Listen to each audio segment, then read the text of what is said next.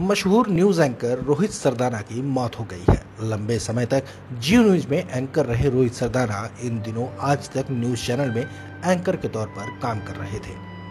उन्हें शुक्रवार को सुबह हार्ट अटैक आया, जिसमें उनकी मौत हो गई। वे कोरोना वायरस से भी संक्रमित थे। हार्ट अटैक के बाद उन्हें वेंटिलेटर पर रखा गया था, लेकिन उन्हें बचाया नहीं जा सका।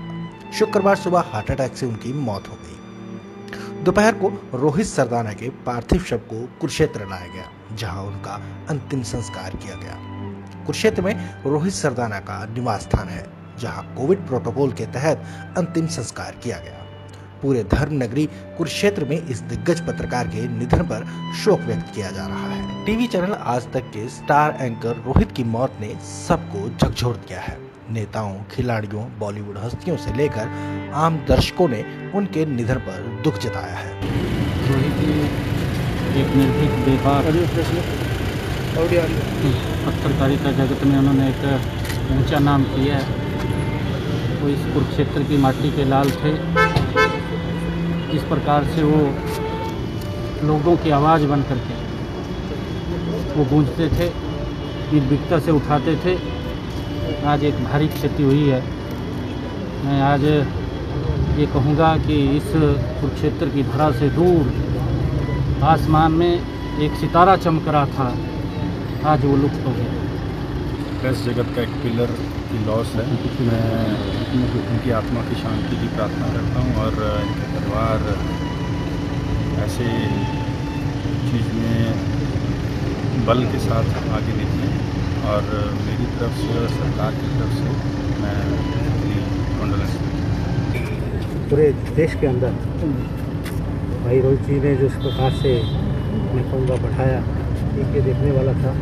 और जीवन के अंदर जिस टाइम वो स्टडी कर रहे थे, उनके मन के अंदर एक इच्छा थी कि मैं कहीं फिल्म इंडस्ट्री में जाऊँ। तो उन्होंने फिल्म इंडस्ट्री में ना जाकर इसको चुना, इस प्रकार से मास कम्युनिकेशन किया। उसके बाद आज तक इस रहे, तो मैं कहूँगा आज का पूरा वर्ल्ड में नाम था।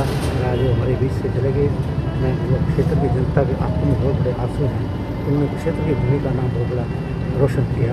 और मैं कहूँगा उनके पिताजी बहुत समय तक यहाँ पर क्षेत्र में गीता स्कूल हमारे हैं, जो उसके प्रिंसिपल रहे।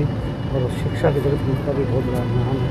उनका बेटे का जाने का पूरे समाज में बहुत जाने से पूरे भारत के पत्रकार समाज में एक बहुत बड़ी कमी आई थी।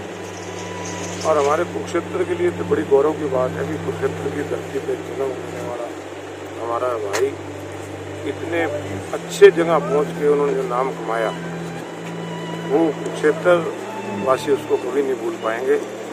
ऐसा व्यक्ति जो समाज से पूरे देश ही नहीं पूरे विश्व में पहचान रखता है, और वो कुरुक्षेत्र का रहने वाला गया। आज हमें बहुत दुख है कि एक होनहार और एक जवान अवस्था में हमारा भाई गया।